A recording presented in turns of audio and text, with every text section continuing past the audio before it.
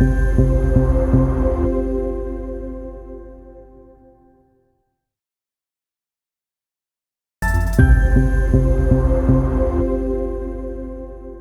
us. Well, thank you, Nancy. Thank you, everybody. I just love you guys, and I'm so honored to be here today and spend some time. It's been a while since we got together. And today I think we're going to talk a little bit about my latest book, Elegance in Motion.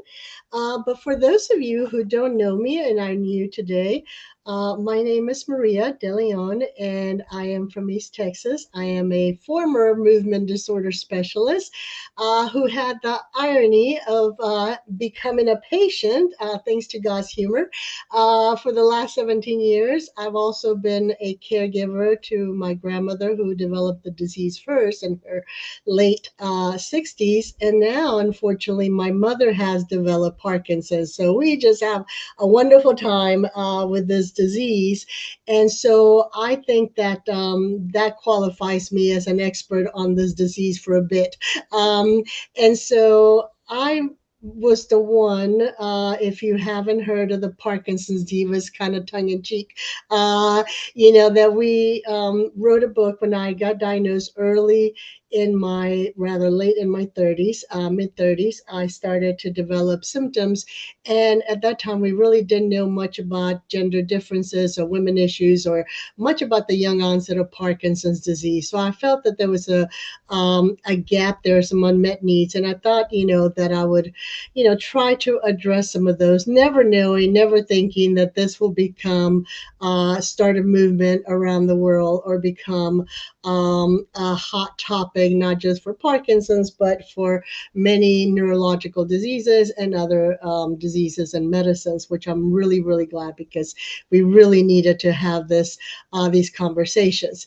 And when I was writing this book, because I was writing it for lay people, I didn't want it to look like every ordinary book that you see written by doctors and professionals. So I wanted to stand out because it was a women's book. So I made it red, my favorite color, and of course I put a picture of a girl that reminded me of my daughter. So I wanted to pop up and stand out as a women's book.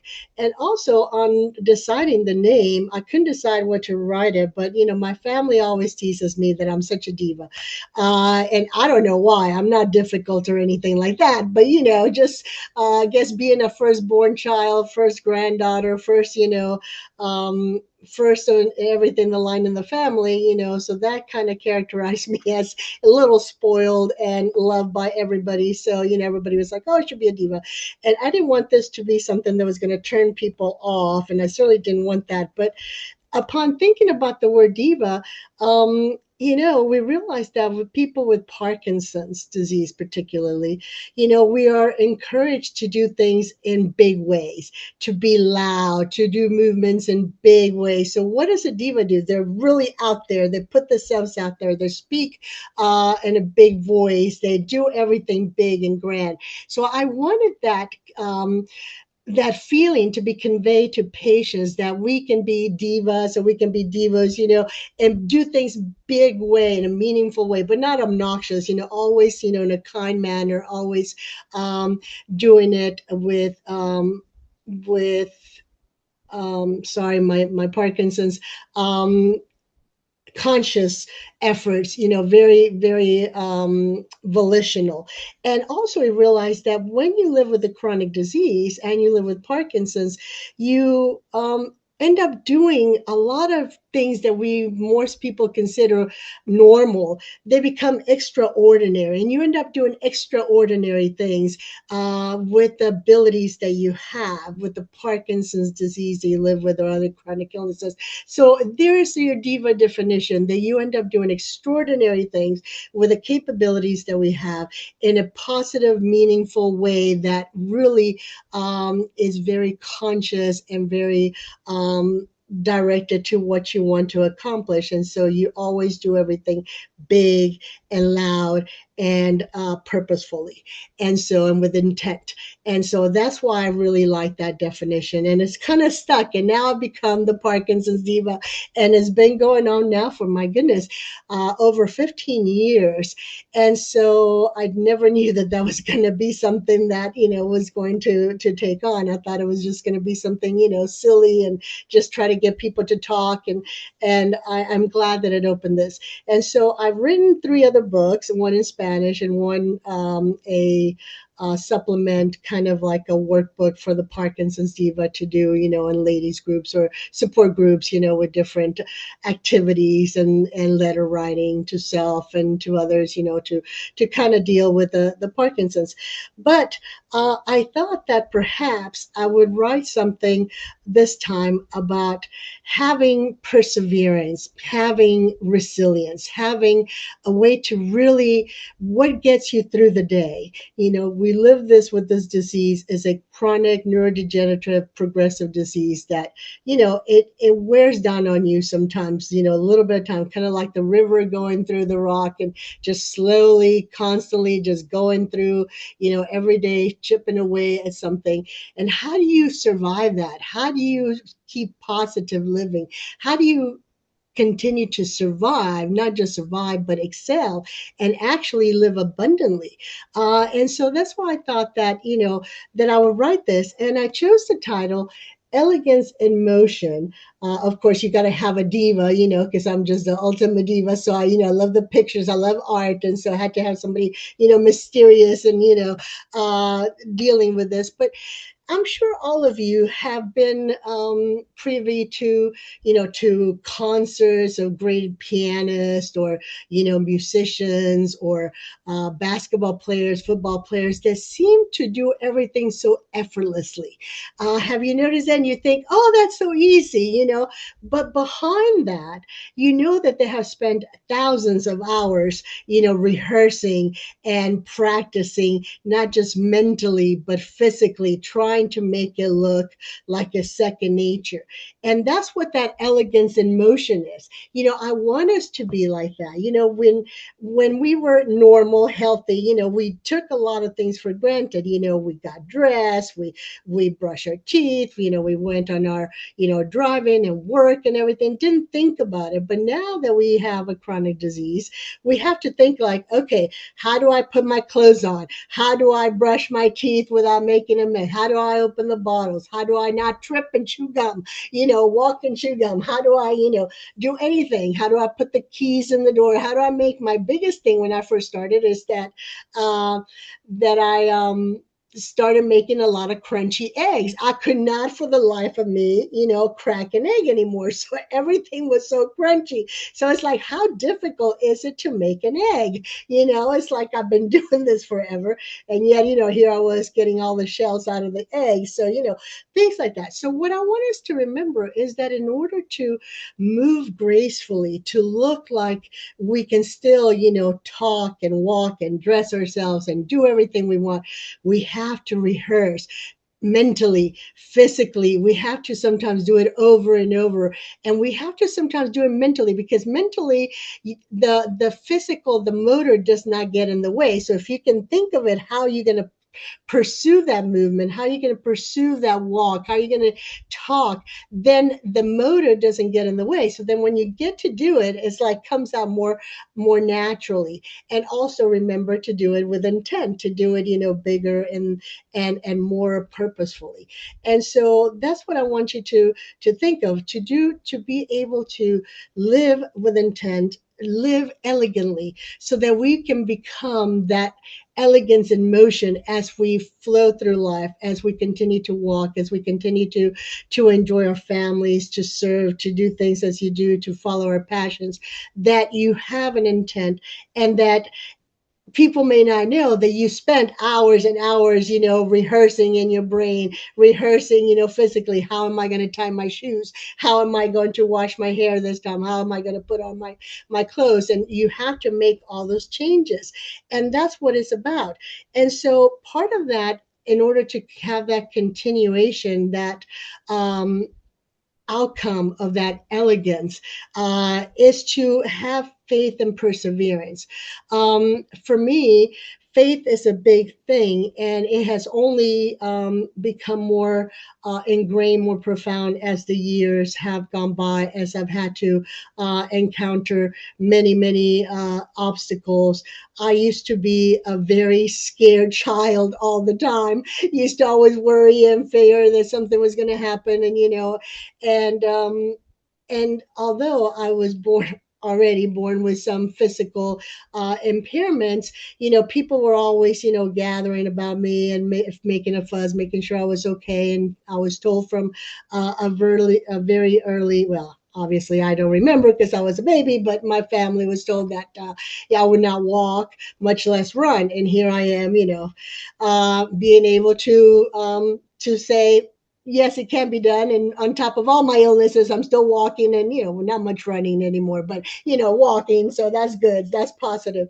So, and that has come about with years of learning to persevere and to become resilient. When you persevere, and I learned this through going through medical school mostly, going through college, trying to pervert, everybody, being a Hispanic woman, first of all, being a woman, everybody told me, oh, you shouldn't waste your time thinking about medical school. You shouldn't waste your time about, studying. You're going to get married. You're going to give up. Why are you wasting, doing that? And I said, I'm going to, no matter what the naysayers, I'm going to become a physician.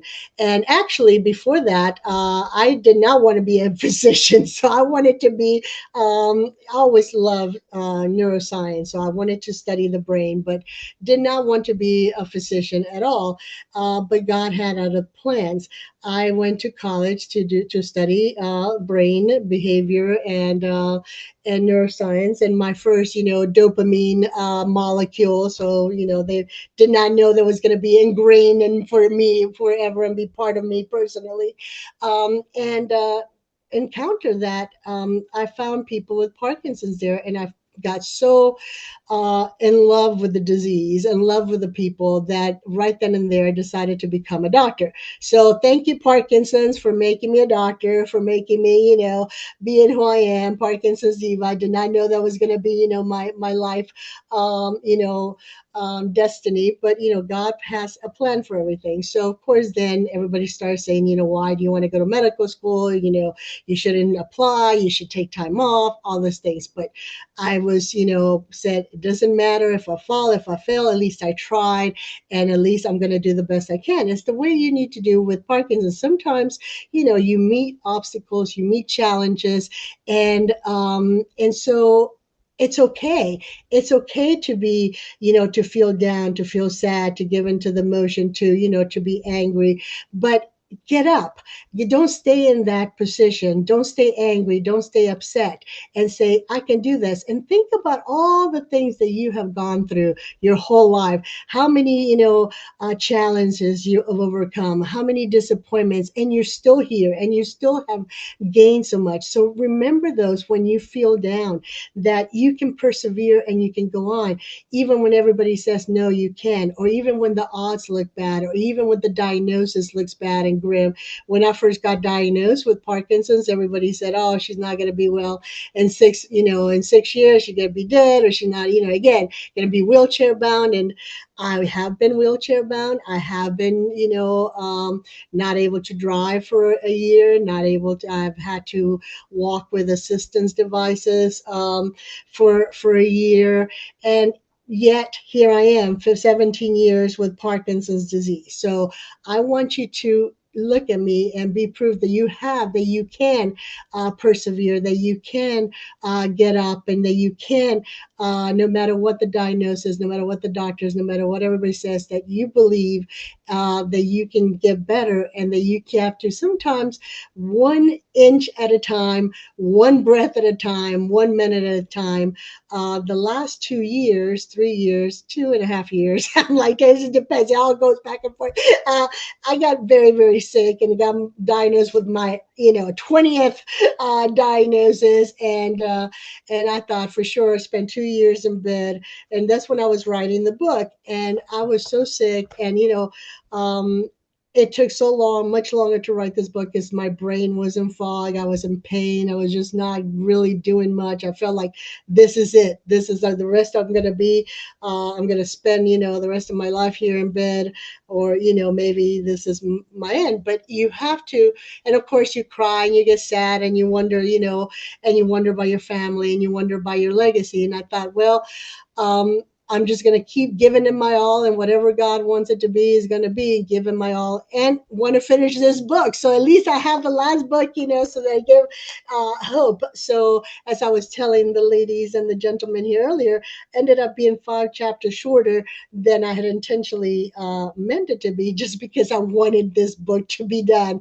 With being sick and everything, my brain started getting so fuzzy, and then my editor, they had some issues. They messed up my writings, and then I was really like, okay, what was all this writing? I have no idea where it's going or what. So it took me a while to put it all. And when you're sick and you're off Parkinson's medicine, I don't know if you're like me, but you type with one finger at a time, and you can't type and you can't think and look at the same time. So either I'm thinking about what I'm writing, or I'm looking at my little, keyboard. So you imagine how long that took. And when you have no energy, that's just even more fun. So, so again, this is a testament that it can be done, that, you can persevere, that you can, put your thoughts. And I want you, and this is something that encourages people, not necessarily to publish if you don't want to, but to write down your stories, to put it in writing, either record it or either, write it down. Of course, my handwriting is so messy, I could never read anything if I were to. Thank God for, iPads and other electronics, because otherwise I never knew what the heck I wrote down, because my handwriting is just atrocious. Uh, and so, just so that you have something to share, to leave behind with your family, your children, others, of what you've overcome and how they can overcome. Because believe it or not, people are watching you all the time. They may not say so, but there's always somebody watching and taking in, like, how does she make it through? How does he do it? Can I do it too? Your example to other people, whether you know it or not. And so, leaving those things will help. And in order to really be happy and thrive and survive, not just live one day at a time and exist, you have to find true happiness. And happiness is not on what material things you have. There was a study at Harvard that took 100 years. I cannot believe they follow. They did this study for 100 years, and they really found out that what made people really happy is what you're doing here: social connections. Being together. Talking to each other, coming together, having a purpose beyond yourself, giving to others, sharing to others, having a passion.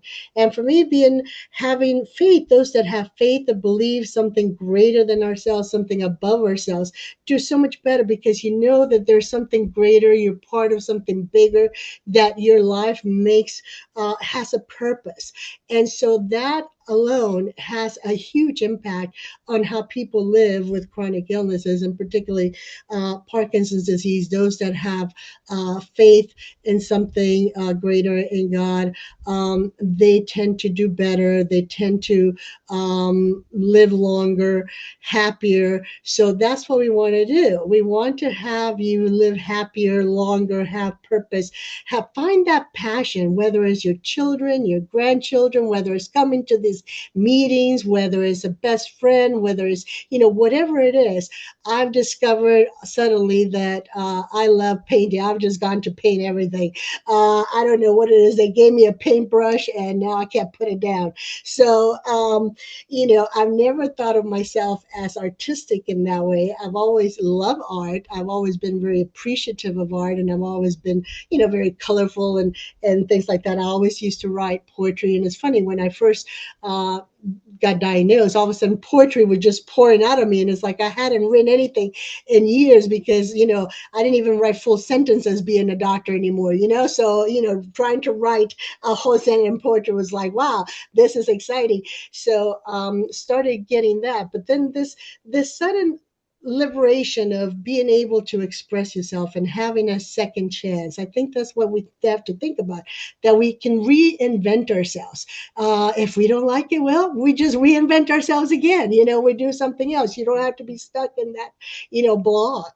And so that's what that, happiness. So persevering, having faith, having belief in something above yourself, having friends, having connections, having a family, having something that you look forward to. That is what creates longevity and happiness, and lowers that stress in your immune system, and lowers that cortisol, and keeps you going, and keeps you alive and happy.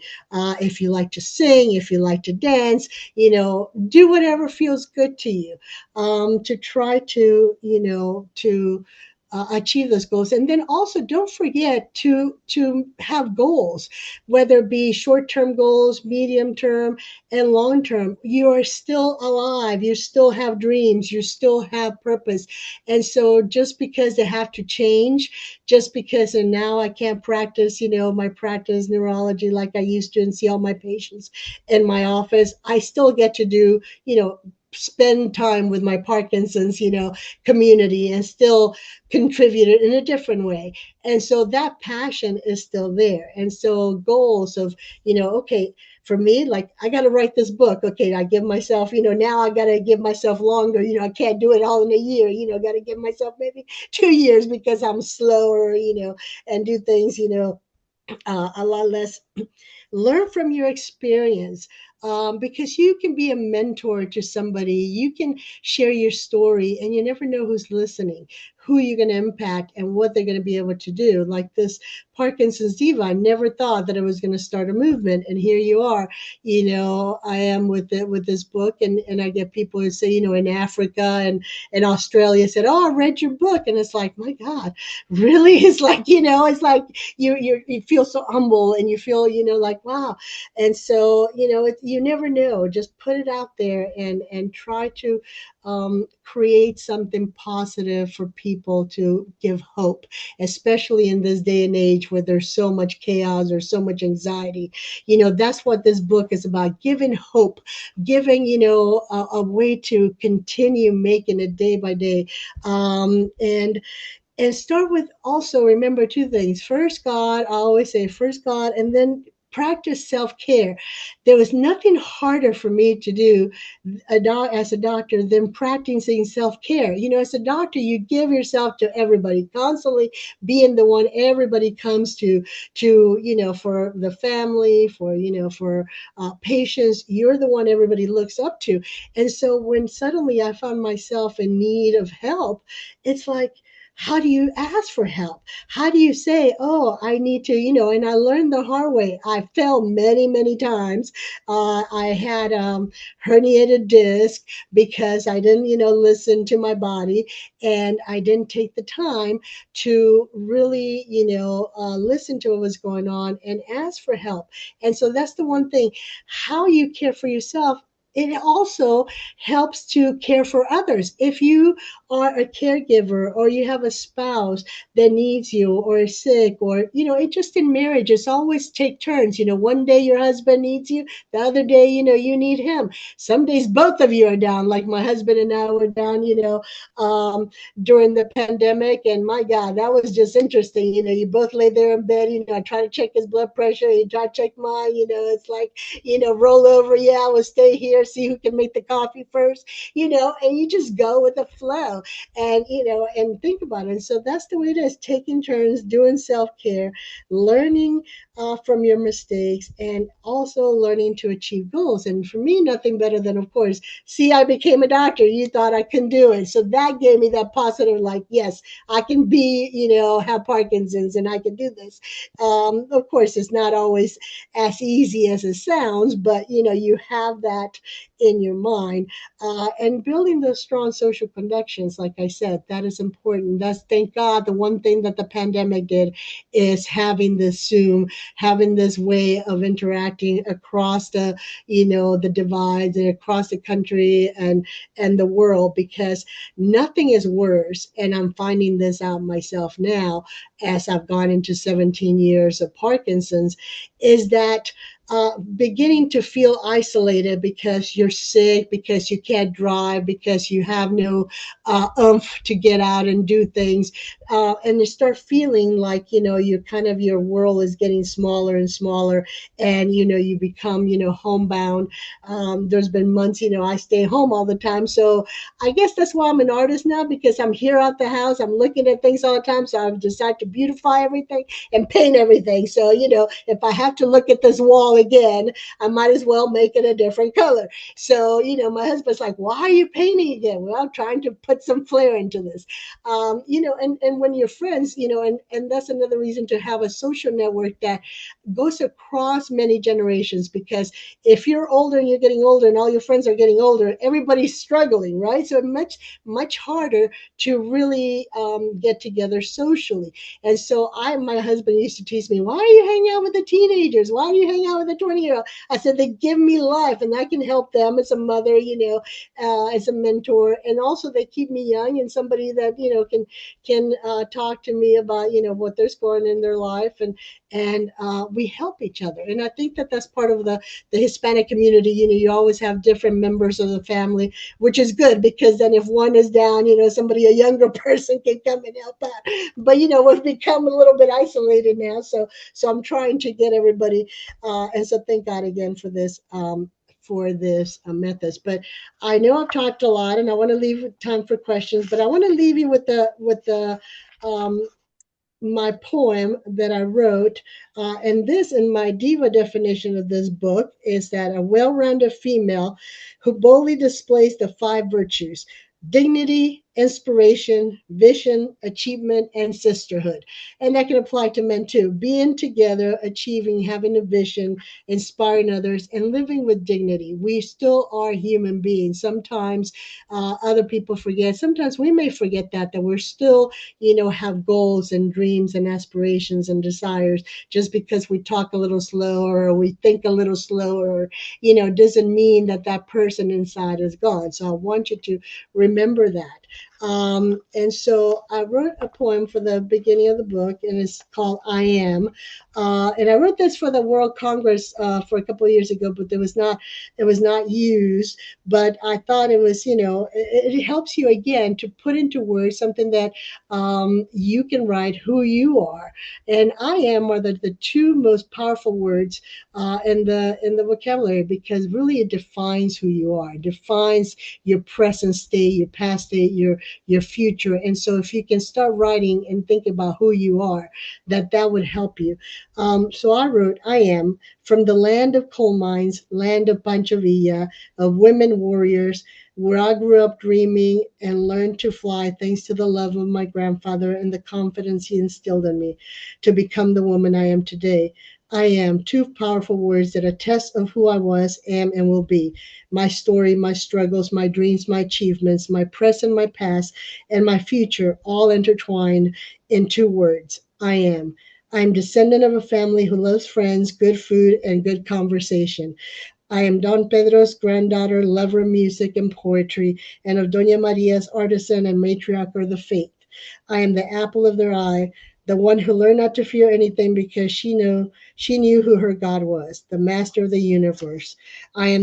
I am from the big house on Zaragoza Street, built by my grandfather with a fireplace made of volcanic rocks and marble, where the laughter and the fire that hurt illuminated the home always. I am of two cultures, of the North and the South, Mexican and American, with boundless horizon, with roots as big as the oak tree, fragrant like the flower magnolia and gardenia, and as fragile as the velvety red tulip. I am, yet I am bold like a lioness, in tribute to my name. Thank you very much. Thank you, Maria. That Thank you. was really helpful. I know we have, I think Angela's been keeping track. We have Um, Yes. Questions. Questions. Questions, bunch of questions. Lots of Wow. But what a questions. powerful ending. That was Some, just yeah, some chapters or yeah. thank If you. you guys want, if there are a lot of group of people there in the community who wants a book, we can get you a discount and send a bunch. But I am going to send you some books to have in your library, and so this way you can share. If you need some Parkinson's Diva books, let me know. So I'll send you a couple of those too, so you can have it. Great. Well, I'm going to remove the spotlight now so you can see everyone Awesome. because I know it's going to be a discussion, but we'll start with the first question that was put in the chat, which is why do you think you and your family members contracted Parkinson's? I don't know. My we tested initially, and it's funny because for the longest I thought that I had the LRRK2 gene, but when I did a repeat of my genetic testing, that's another reason to maybe do it twice. I didn't show up anything. So for the longest time, I was doing studies thinking I had LRRK2. I don't know because both my mother and my grandmother have typical Parkinson's older age. My mother is in her 70s, my grandmother was in her late 60s, and then here I am, in my 30s, just had to be the oddball. And I think that perhaps in myself, and I'm not sure about, my grandmother had essential tremors. There's a long history of essential tremors in my family. My mother had essential tremors. And so we know that there's a risk of having Parkinson's, a greater risk of developing Parkinson's with people that have essential tremors. So I always attribute my grandmother's and my mother's now to having had essential tremors for years. Of course, I don't have essential tremors. So again, I'm always the oddball out. But I think there's maybe some autoimmune component, and I think that that's part of the reason. There's a lot of autoimmune diseases in the family, and so that I think that that's another reason. How Parkinson's has so many different, causes, and I'm looking more into that. That perhaps is more of a autoimmune problem than a genetic necessarily problem. So. Well, and to build on that, Maria Carl put a question in the chat. He says, he was assuming that you've read the Parkinson's Yeah, Plan by Doctors Dorsey and yeah. Oken. Do you know of any possible chemical exposures with your family? Well, growing up in Mexico, we had all kinds of pesticides lying around. My grandma said, "Oh, go put this in the garden, go do this," DDT, all this stuff. So I don't know if all that, has some, has some well water, but not there was not a constant, source. But I think that there was some, components of maybe some environmental, toxins. And then grew up in Houston, but near a lot of chemical factories. So again, perhaps all of that, pollution. And I know that when I was in training, because it was so near the all the chemical refineries and factories, there was a big number, huge number of brain tumors in that area and other rare neurological diseases. And so I wonder how much of that, just being exposed to that area really, on top of the fact that you going through medical school, that ages your brain like 1,000 times, not sleeping and stressing, and the basal ganglia is so sensitive to stress. So I think that's why a lot of people in the medical field have Parkinson's, because of all that stress. So I just had lots of little stressors, so just lucky. But we're still working on that. Yes, yes. The next question is how did you balance being a mother, a medical professional, a care partner, wife, and taking care of yourself? Oh my God. Yeah, that's been a constant challenge. And every season, every phase is like you have to redo, rethink, go back to the drawing board and say what's important. I think that what I first realized is that, my patients used to tell me this all the time. It takes a village. It does take a village, good days and bad days. And prioritizing, nothing more forces you to prioritize than living with a chronic illness. You can do what you want, when you want to, but you can't have it all. Nobody, even if you're perfectly healthy, you cannot have everything in life. So you really have to set your goals of what is it I want to do. So when I was raising my child, when she was a toddler and when she was, going through school, my priority was her, so that I did everything that I could, rested when she was in school, took all my medicines, tried to do everything. And so that when she was home, I could dedicate my life, to take her to activities, to be there to, to help her with homework, to do things so that I could, focus on that. Um, and she noticed. And of course, that's very stressful, especially as she got older and her activities multiplied. Suddenly you become the transportation for all the friends. I could be barely, I was so grateful that we lived a block away from her high school. And I was like, oh God, let me just be able to go pick her up. I'm all dying and, tired and dizzy. It's like, I just need to go up. I go there, open the door, and 10 kids jump in the car. Oh, we need to go drop everybody off. It's like, it's like, really, I just wanted to go home and go to bed. And so, you're like, okay, let me take some more medicine, let me take a chill pill, like, okay.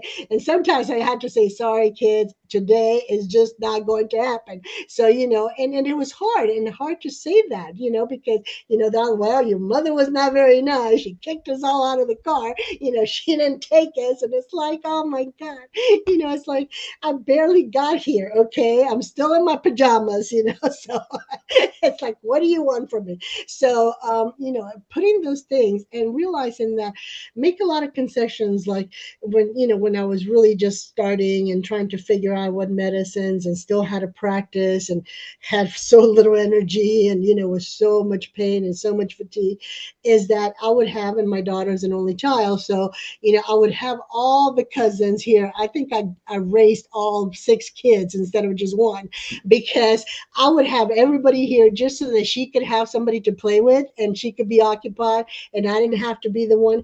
But then it meant that I had to cook for everybody and I had to clean for everybody and I had to do all those things, so I don't know. But, at least they can be occupied for a while I took a nap and fell asleep. And we ended up, something I talked about in the book, we ended up doing a lot of activities in bed and in the couch. Okay. The couch became like the central focus, where we told stories, where we played games, because mom was not able to do other things. So you have to learn to kind of give and take, and then once my daughter, finally grew up and went to college, she came back, she goes, Mom, you're a lot calmer. You're not as stressed. I'm like, yeah, because I don't have to get up at 6 o'clock in the morning anymore. And I don't have to wait till you go pick you up from school at 1 o'clock from band. And I don't have to, so guess what? I feel better. So, those things. Well, our next question, Maria, is what would you say is the one thing that drives you the most when you're facing those days that are so challenging? Oh, God. Well, I think one is God, is faith, having, knowing that I'm going to get through, and it's His will. And if this is my last, I say, well, if this is the last, day, the last year, well, you've had a good life. I did, but, take care of my family. But my daughter and my husband, again, she's an only child. So, and she is a neurodivergent child that you imagine how hard that was racing, because she had, so much energy and had a million questions all the time, and all I wanted to do was sleep and, and rest and not do. So, and so thinking about her and making sure she's happy and making sure, now she's an adult and, she's going with her life, and I'm very proud of her. But still, those are the things that keep me going. My mom, now she's developed Parkinson, so of course I think about, how am I going to take care of her? But I'm still, again, I'm still the doctor. I'm still the one that knows about the Parkinson. So even though I've had it for all these years, I'm still the one in charge of her care, and all the family relies on me. So those things kind of like, okay, I got to get my act together. I got to be there, and I got to be able to, to find a way to keep going. And so those things, and some days I said, okay, today I'm just going to rest. I'm going to get better. Like yesterday, like I said, I had meetings, but I had bad asthma. I was not feeling well. I said, sorry, I have to take care of me. and then, I could do other things, so that's kind of, and it's hard because I become the most unreliable person, which is the one thing that I hate about Parkinson. I used to always, if I said I was going to do something, I was going to be there. And now with everything fluctuating, and I'm a funny person that, I mean, I could be well 1 minute and dying, literally dying the next second. It's like, what happened? And that's, I guess, with all those diseases, that's the way I manifest. I mean, I go like that. And so it's very hard for me to say. And so I've developed contingency plans now. Okay, so if I say I'm going to go talk, can I do it on Zoom in case I can't fly? Could I, do this instead? Can I do a video? Can I, I have to give myself enough time to take all my pills, to get there, to rest, so you have to really think about the present and how you're going to get things done. And so that's how I manage about, pills and everything. So. Well, that truly is an example of you really know how to pivot. Maria, you really are an amazing example of how you pivot and adapt. So kudos to you for being open to that. I think a lot of folks have a lot of challenges Well, about. yeah, and it's hard, and it took me a while because again, you feel initially, I was embarrassed to tell people, one, because of my practice. I thought I was going to lose my patients, if I told them that I had the disease, and then to go out and do the therapies and the things that I said. But then you have to at some point own it and say, okay, this is my new reality, my new life. And how do I want to live with it? Do I want to make it the best, or I just want to struggle day by day? And so then you really have to go all in, full in, and say, okay, this is the way. I have this disease. It's not going to go away. And so what do I do to make it better? What do I need to do to keep going? And yes, sometimes you fall, sometimes you cry, sometimes, want to hide under the bed and not come out, and it's okay to do all those things. But then, know that there's a point where you have to say, okay, I have to get up and face this, and I have to keep going and have to do things. And like I said, I'm a night owl. And so I do most of my things at night. I cook at night, I clean at night, I do, just so, it's funny. My husband woke up. I said, lunch is ready. It's 5 o'clock in the morning. I said, yeah, but now, I've been cooking. So, so this way, when I don't feel like it at 12, and I'm passing out or I'm dying, then there's already food. Our next question is your message and passion are so inspiring and uplifting. Is there literature, music, or film or wait a minute, literature, music, film, or music that motivate? I think music is in there twice. Yeah, music. Yeah, it's funny. Pick a song something that has a lot of beat that calls to you, because it's funny. And this is silly for me, that little ketchup song, you heard that, it's an old song, but when I'm feeling really, really stiff and I just can't move and I'm feeling really slow, I pop that music, and before you know it, I'm like moving and everything. And so it's like, okay, I'm back to normal. So whatever, that inspires you. And I like all kinds of genres of music and stuff, but something that really has a beat, and that is rhythmic and really gets you, going, and that helps you, gets your brain rewired and doing that. And if you like to sing, that is the best thing. I love to sing. I was in the choir forever, and I used to have a nice voice. Now I sound like a frog, a toad. So I don't try to, mess up anybody's choir. And it was funny actually, because right before the last WPC, I think I wanted to participate in the choir, and my daughter came in. She said, "What are you doing?" I said, "I'm singing." She said, "Mother, did they ask you to be part of it?" And I was like, "Oh my God." I said, "Well, no, but I thought I'd do it." I said, "I'll keep it silent." But it's something that gives you that energy and gives you a way to express yourself. I do it at home. I sing at night, whether it's off key or not. It just lights up your entire brain, and it has the connections to both sides when you're singing, especially if you're reading the words. Or I like to do different songs because I speak different languages, and so I like to practice. And so sometimes I'll find some French songs or some, some Spanish songs or some other, different language, so I can try to keep my brain active, even if my body is not that active. That was great. Thank you. How hard is it now to be mobile and to drive yourself around? You know, it's very hard because I fluctuate so much that I no longer travel like I used to. I used to really just love to get behind the wheel and just go, and I still like to do that. The problem is that I like I said, I have so many illnesses and I change so quickly that I don't trust being alone anymore long distance. So if I travel, I have to have somebody else.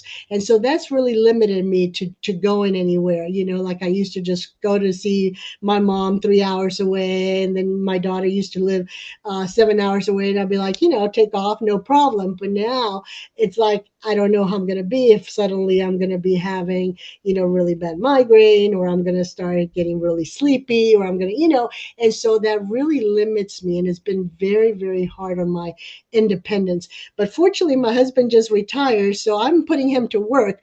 Although he's not sure. He goes, I didn't know that I was going to be the one to see it.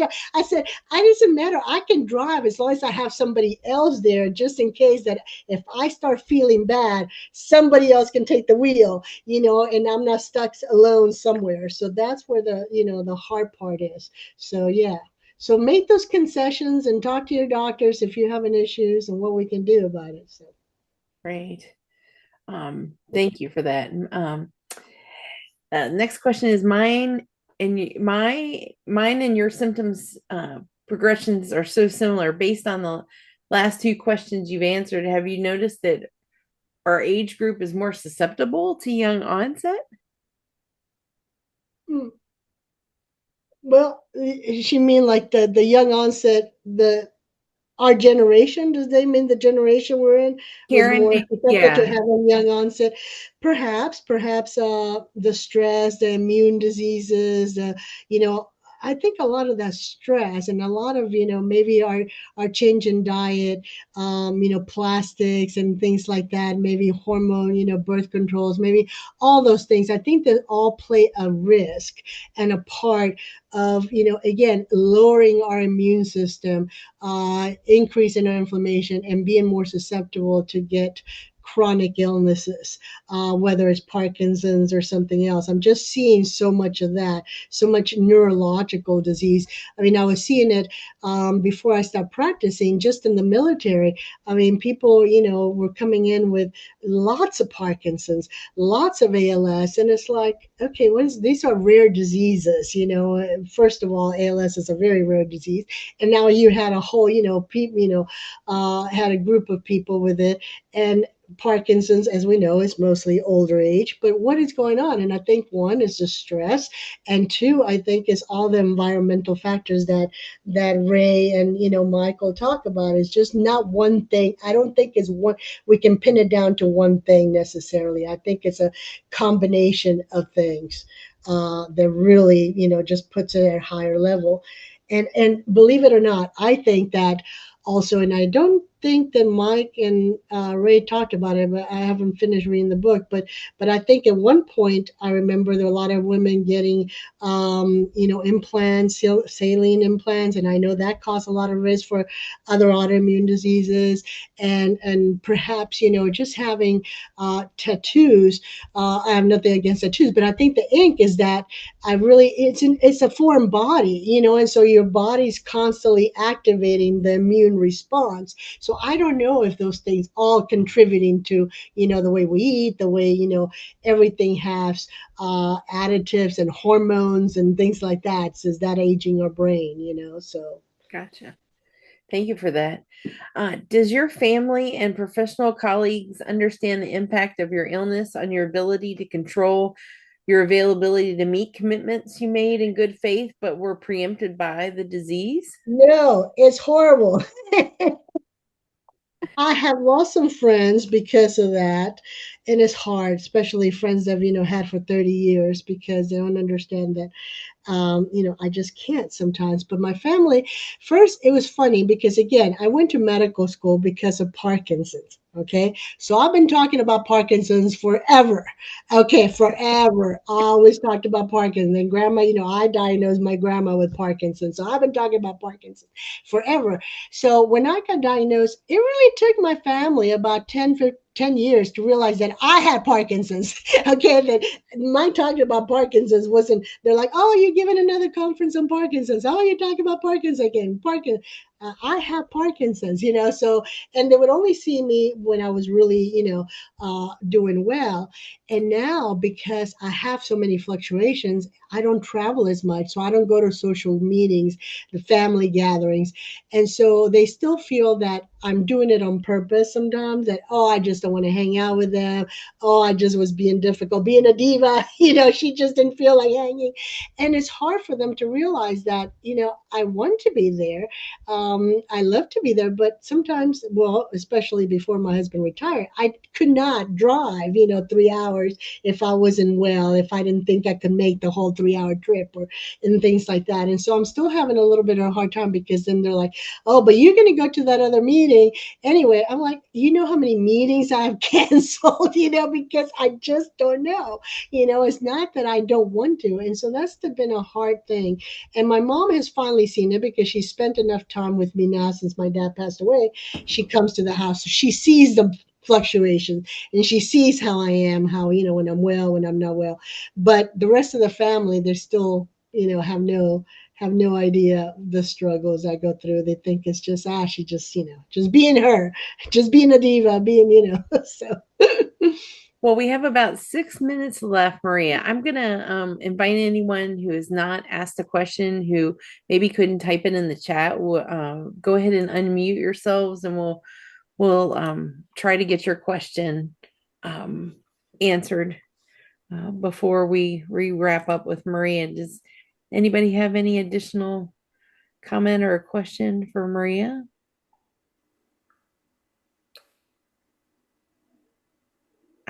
Well, I'm going to jump in and say thank you for all your great information. Go ahead, Karen. Great, Yeah, Karen. definitely thank you for everything. My family's got the similar. It's just, oh, you're just being you, and it always makes me feel better listening to you talk because there's a lot of similarities. And I mean, just sitting here looking at you, the typical person that doesn't understand Parkinson's, you don't display hardly any symptoms, but there's like you said, you're one of the biggest experts from family on through. So yeah, people really need to listen to you, and I'm so glad you wrote another book, and Yeah, thank you. and we're able to listen to your whole speech. It was perfect. Well, thank you so much. And yes, it is hard. And it is hard because I don't look like your typical Parkinson's. And that's why my husband and I were having this whole discussion before this meeting. It's like, do I not look like typical Parkinson's because I have a different Parkinson's, being young, Hispanic, and Hispanics, in my experience, they seem to progress slower, or because I've taken, Asilect, and I really do think that it is neuroprotective, and I've been on it since day one, and I continue to be on it because I've noticed some things that I used to have that I don't have anymore. So I think, is that why I don't look as bad? And so, and again, people, judge me and say, well, she's not suffering from anything, and it's like, well, I'm very well medicated, one, because I am, a movement disorder specialist. So as soon as I notice anything, it's like I'm on top of it. Okay, it's like, okay, time to do this. And so that part. So I don't know. And so that's something I was telling him. I said, I'm working on my Diva 2. It's time to do my Diva 2. I said, that's the biggest thing I'm going to have to work on. Like, why do I look different? What do I do? And what is it, do I really have Parkinson's? And believe me, I have Parkinson's. I've listened to others and thought like, oh, maybe I don't. I take off my medicine medicines. Oh, you don't want to do that. And so, I have Parkinson's. And so that's why I tell my husband, I have all of the things, and I know because like the last few weeks that I've been sick, I have pancreatitis. And so I couldn't really take anything by mouth. So guess what? All my Parkinson's medicines, other than my patch, could not be taken, were not being absorbed. And guess what? I started falling. I fell 3 times within 2.5 weeks. And thank God I'm very cushioned around me so that I did not break anything, because the last time I fell, I was even holding a hammer in my hand and it went flying. Thank God I didn't fall on my head or and I ended up breaking, pushed the TV out and breaking another table. So I hit myself really, really hard. And thank God for all that padding. That's what I said, because, you got to be positive. You got to look at the bright side. And so even though I was stiff and hurting, I was like, my bones are good. And so, yeah. And so stuff like that. And so that's what I was telling my doctor, that I said, yeah, I know that when I don't take my medicines, what happens? I fall, I choke, I do, all these things. So I have Parkinson's, but I'm usually very well, controlled, because I'm very particular and meticulous about my medicine, because I am a specialist. So, so yeah. So anyway. Any other last minute question? Going once. Carl? Maria, this was a wonderful presentation. Thank you. You have a wonderful. I always enjoy talking to you. You have a wonderful sense of humor. You gotta laugh. That's the only way you get through this diseases, because sometimes you just otherwise cry and there's just no, there's just not enough tears. That is it. And I fell and bounced yesterday too. And unfortunately, unfortunately, I don't have as much padding, but me and the laptop went down on the ground yesterday. And it's like what you said, it's like there's so many similarities. We'll talk again later. I know, it's crazy. It's like I was just standing on the floor. I wasn't even climbing. I felt like somebody just went push me, some invisible person. And most people try to grab onto something. It's kind of like, oh well, I'm falling and I just went like a tree. It wasn't even like trying to reach to anything. I was like, oh well, I guess I'm on the ground. So that darn gravity again. Exactly. Sometimes my husband had just stepped outside and he's like, what happened? I left you on the couch. I come back inside and you're on the ground between us. So it's like. And sometimes you do more harm if you try and reach for something to stop the break the fall. Yeah, I think that's what it is. I learned that because before that's it. I slip and I flail. Yeah. And then you end up hurting and you're like, what happened? What did I do? And you're just flailing there, trying to grasp at something. So maybe that's what it was. I just went down and said, well, I'm going down. Like there was no, stopping it. It was just like watching it. But thank God that hammer did not land on my head.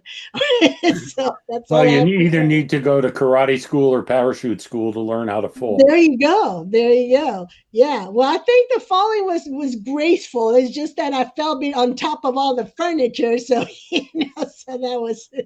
You'll have a great story for your next book, and for those of you who haven't read Elegance in Motion, I will tell you there is a lot of humor, in addition to the resilience and the gratitude and some serious stuff. There are some very funny stories that are all true. Yeah, they're all true. That's the thing. I have plenty. Thank God. Well, I guess I would have nothing to say if I didn't have all those diseases, right? So, in a way. I have they're all one on Amazon. You can buy them on Amazon. All 4 books: the Spanish, the Parkinson's Diva, and this last one. And I'm so grateful for all of you to have me here and to share this. And I'm glad that you enjoyed the book. And let me know if I can do anything, if you have any other questions. One more question, Maria. I think Wells said he had a question. Yeah. Last question. How do I get a copy of Elegance in Motion? Do I just look on the web? Well, since you asked, we'll make sure you get one, Wells. I'll just have to contact and you. I'm gonna send some more to the group here so that you can have them. And so I'll sign some now that that was the other thing. I got my books and I put them away, and I still haven't found where I put them away. So I had to order some more. So I'm sure in about 10 years I'll find where they are. So and then they'll be collector's items. I do believe Angela also put the link in the chat. I did, yes, to your Amazon page, Maria. But Wells, I will be in touch with you directly. Okay. I have one quick question. Yeah. I love your book. I think you're amazing. But what do you call a male diva? I don't know. They call it divas, but that doesn't sound right. I have to come up with some kind of good name for men, So I will think about that because I don't think diva sounds right. So if you guys have any thoughts, I'll be glad to hear them. So I can tell you that in the world of performance, there are men who have been referred to as divas. It's not only a term used to refer to women. That's right. Yeah, you're right. But in Mexico, they call them divos. And again, I'm not really sure I like that term, but maybe the men do like him. But we got to come up with a superhero. Maybe it's just Superman or something, So, well, thank you so much. Thank you so much for your time. Oh, thank you guys. You guys are awesome, and big hugs, and best of luck. And if you ever have any questions, anything, feel free to just shoot me in the Instagram, questions there, or you think you have the Defeat Parkinson's, although I haven't written much lately because of all the illnesses. Takes me so long in the Parkinson's Diva, but you can always send me questions there too. So whatever, be glad to talk, and hopefully you'll come back and join us again. Oh, I love to. Thank you very much. Thank you. Take care. Have Thank you, everyone. Have a great day, everyone. Thanks for coming. Thank you.